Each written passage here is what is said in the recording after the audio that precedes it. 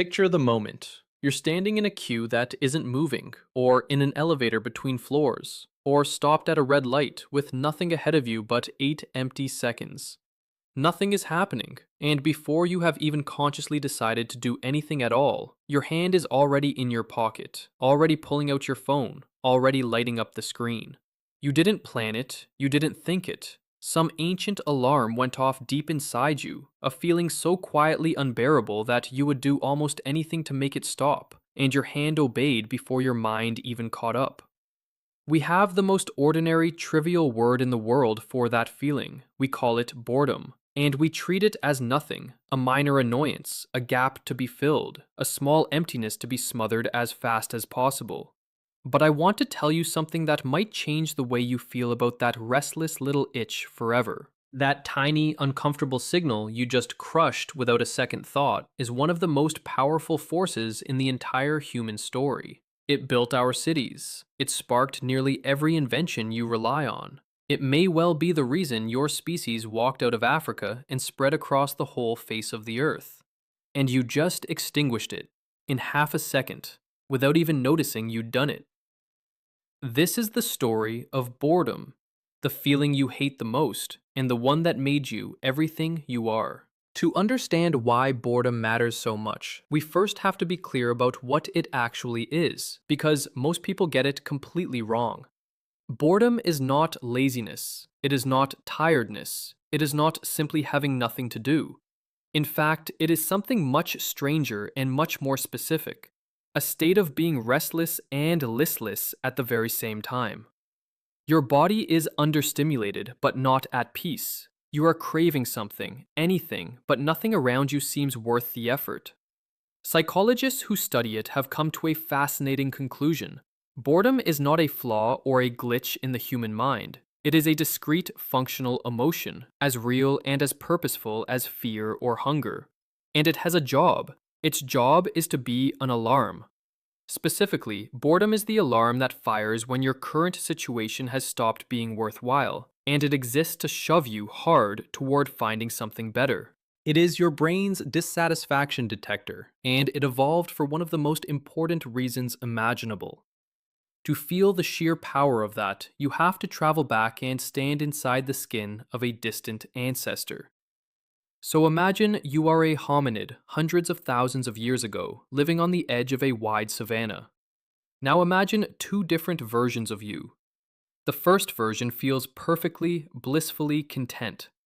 This version can sit in the same spot for days, eating the same handful of berries from the same bush, staring at the same patch of grass, feeling no itch, no restlessness, no pull toward anything new.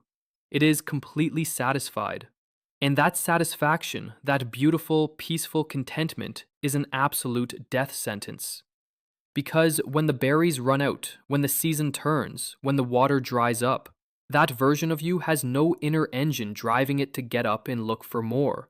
It sits, content, and it dies. Now imagine the second version of you. This one, after a while in that same spot, starts to feel something gnawing, a discomfort, a sense that this is dull, that surely there must be something more over that ridge, a restless whisper that will not let you sit still. And so, driven by nothing more than that maddening itch, you stand up. You walk to the top of the ridge, and on the other side, you find a new valley, with new food, new stone for tools, new people, a whole new world you would never have discovered if you had been content to stay. That itch, that discomfort, that refusal to be satisfied is boredom, and it is the whip that has driven human curiosity from the very beginning. The uncomfortable ones, the restless ones, the ones who could not sit still, are the ones who explored, who found, who survived, and who had children. You are their descendant. You come from an unbroken line of ancestors who were, fundamentally, gloriously incapable of leaving well enough alone. And once you see boredom this way, you start to realize that it is hiding behind almost everything our species has ever achieved. Why did humans leave Africa and push into Europe, Asia, the frozen north, and eventually every corner of the planet? Restlessness. A refusal to accept that where we were was all there was. Why does a person sitting by a fire with an idle stone tool in their hands start chipping at it, tinkering, trying to make it just a little bit sharper, a little bit better, when the one they have already works perfectly well? Boredom. That gnawing need to do something, to change something, to not just sit there. Why did a human being tens of thousands of years ago take a lump of red ochre and, instead of simply surviving, press it against a cave wall and begin to draw? Because a satisfied mind creates nothing. It is the restless, itching, dissatisfied mind, the bored mind, that fiddles and wanders and dreams, and in that wandering stumbles onto art and invention and ideas. This is not just a nice theory. Modern neuroscience shows that your most creative insights very rarely come when you are busy and focused. They come in the shower, on a long walk, while staring out of a train window, in exactly those idle, drifting, boring moments when your mind is left with nothing to do but wander. Boredom is not the absence of thought, it is the soil that your best thoughts grow in. And you can see just how deep and biological this really is by looking at other animals.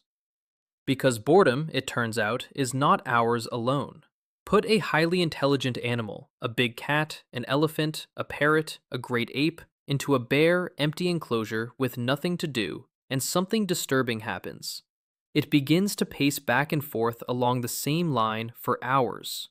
It overgrooms until it tears out its own fur. It rocks, it repeats meaningless movements, it falls into a kind of despair. Zookeepers have a word for the frantic activities they invent to prevent this: enrichment. Puzzles, hidden food, new smells, anything to give that restless mind something to chase. And here is the telling pattern: the simpler the animal, the less it seems to suffer from an empty cage. But the bigger and more complex the brain, the more desperately it needs novelty, the more it is tortured by monotony. Boredom, in other words, appears to be the price of intelligence. The very same powerful, hungry, pattern-seeking mind that lets a creature solve problems is the mind that cannot bear to be given no problems at all. And no animal on Earth has a mind hungrier than yours. But now we arrive at the genuine mystery at the heart of this, and it is a strange one. Because if boredom is this ancient, this fundamental, this woven into the very core of what makes us human, then you would expect the word for it to be equally ancient. And it simply isn't. The word boredom is shockingly, almost unbelievably new. It barely existed in the English language before the middle of the 1800s, and it was catapulted into common use around 1853 in the pages of a Charles Dickens novel called Bleak House. Think about how odd that is. Humans have been building civilizations for thousands of years, writing poetry, philosophy, and scripture, and yet the everyday word for one of our most fundamental feelings is younger than the steam train. So the obvious objection leaps out. Does that mean people simply did not get bored before the Victorians? Did our ancestors somehow not feel this thing? It's a completely fair question, and the answer is where this story becomes truly haunting. Of course they felt it. They felt it deeply. They just called it something else entirely, and they understood it not as a trivial annoyance, but as something dark and dangerous. Go back to the monasteries of the Middle Ages, and you find monks writing in dread about an affliction they called acedia. They described it as a listless, restless despair that would descend upon them, most often in the still, empty hours of the early afternoon. They gave it a chilling name, the noonday demon. To them, this was no minor mood. It was a spiritual attack, a deadly sin, a sign that something had gone terribly wrong with your very soul. A monk gripped by acedia felt unable to pray, unable to work, unable to care, trapped in a gray, meaningless fog, and utterly convinced that a demon was doing it to him. Go back further to ancient Rome, and the philosopher Seneca describes a feeling of nausea, a disgust with the sameness of everything, a wish to be anywhere but here.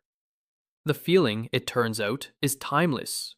What changed was not the feeling, what changed was the name, and the terrifying shrinking of that name, from a demon that could damn your soul, down to a small, dull word you use while waiting for a bus. And those old monks may have understood something about boredom that we, with our endless distractions, have almost completely forgotten.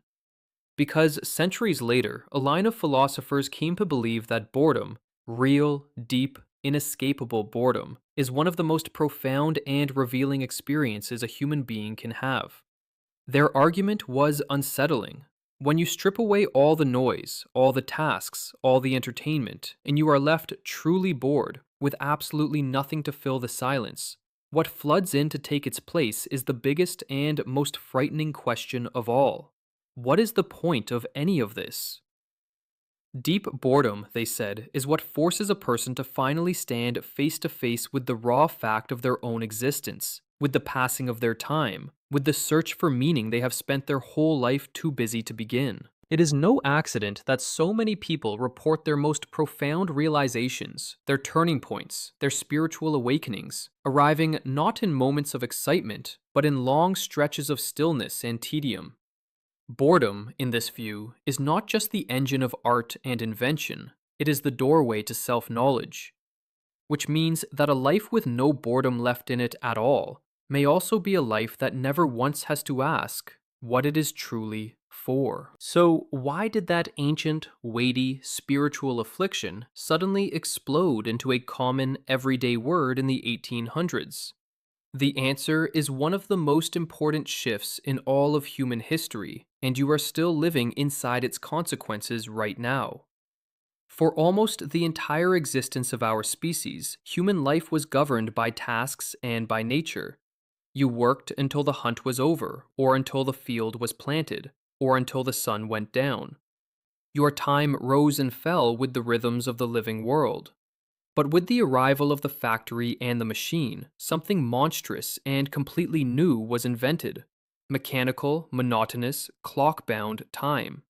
Suddenly, millions of human beings were placed in front of machines and made to perform the exact same tiny, repetitive motion, over and over, for 12 hours a day, watched by a clock, regardless of the season, the weather, or the task. Human beings, whose minds had evolved over hundreds of thousands of years to crave novelty and to roam, were now trapped in a gray, unchanging monotony on a scale that had never existed before in the history of the world. And so boredom, the specific, grinding, modern boredom of endless sameness, was in a sense mass-produced by the industrial age.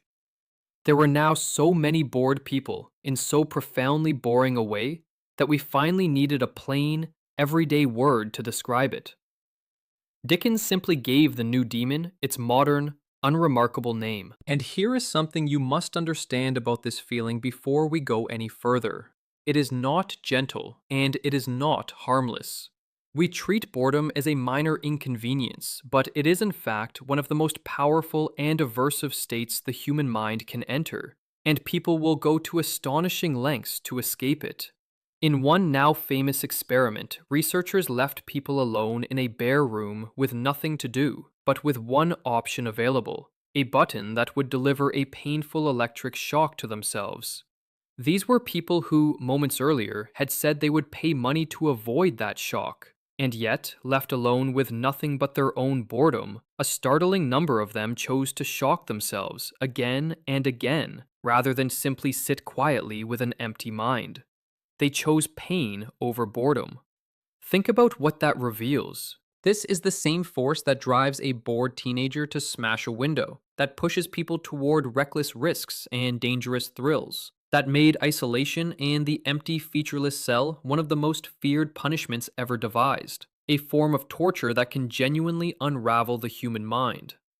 Boredom is not a small thing. It is a raging engine, and like any engine, it can drive you to create a masterpiece, or it can drive you off a cliff. Everything depends on where you point it. But now, at last, we come to the strangest and most important twist in the entire story, the part that concerns you, today, more than any monk or any factory worker. Because for the very first time in the 200,000-year history of our species, we have done something extraordinary. We have very nearly abolished boredom. Reach into your pocket, and there it is, the machine that has finally slain the noonday demon. That glowing rectangle means you never ever have to feel that ancient itch for more than a single second again. The instant boredom appears, before it can even take hold, you smother it with a video, a feed, a game, a flood of endless novelty engineered to be exactly stimulating enough to keep the alarm from ever ringing. And on the surface, that sounds like a total victory, the final defeat of an unpleasant feeling humans have hated and feared and fought for their entire existence. But now, having come all this way, you understand what boredom actually was. You understand what it was for. It was the signal. It was the alarm designed to fire when your life had grown stagnant. The ancient whip that drove you to get up, to seek, to wonder, to create, to change your life and find more. So ask yourself the question that no human being has ever had to ask before. What happens to a species that permanently silences its own alarm against stagnation? What happens when you disconnect the very engine that built everything you are? Nowhere is this gamble more visible than in childhood. For every generation of humans before this one, being a child meant spending vast, empty stretches of time with absolutely nothing to do. And it was in exactly those long, dull, boring afternoons that something magical was quietly forged. A bored child left alone does not stay bored for long. A bored child invents a game out of a stick and a puddle. A bored child conjures an imaginary friend, builds an entire kingdom under the kitchen table, tells itself sprawling stories, and in doing so, exercises the imagination like a muscle over and over for years. Boredom was the empty workshop in which the creative human mind was built. But a child today need never enter that workshop at all. The moment the restlessness rises, there is a screen, bright and endless and always ready to carry it away. And so we may be raising the first generation in human history whose boredom is answered before it can ever do its ancient essential work. We have handed our children a cure for the very feeling that, for 100,000 years, taught every child before them how to create a world. Because that ancestor of yours, the restless one, sitting by the fire feeling that maddening itch, they stood up and they walked to the ridge and they discovered a new valley. But the modern, unbored version of you, the moment that same itch appears, sits back down and reaches for the glow and lets the feed carry the restlessness away. The discomfort that once launched 1,000 journeys is now instantly deleted, and with it, quietly, goes the daydream, the wandering mind, the strange idea that only appears when you are left alone with nothing.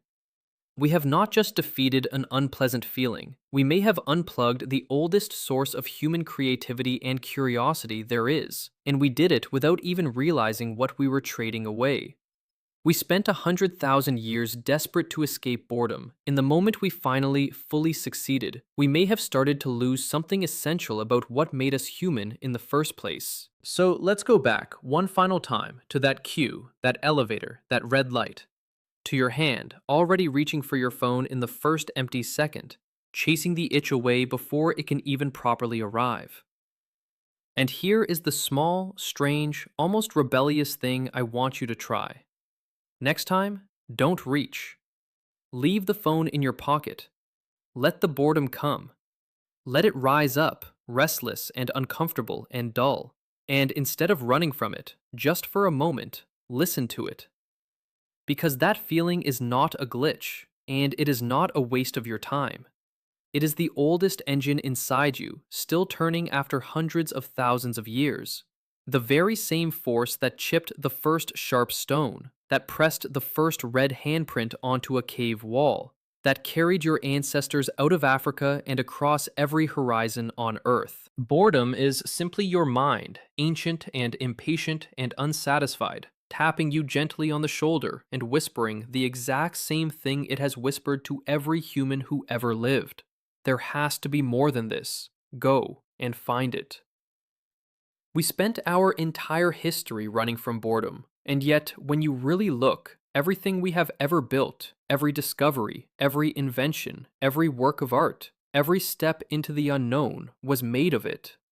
There has to be more than this, and the whole of human history is the story of a restless animal that refused to stop looking.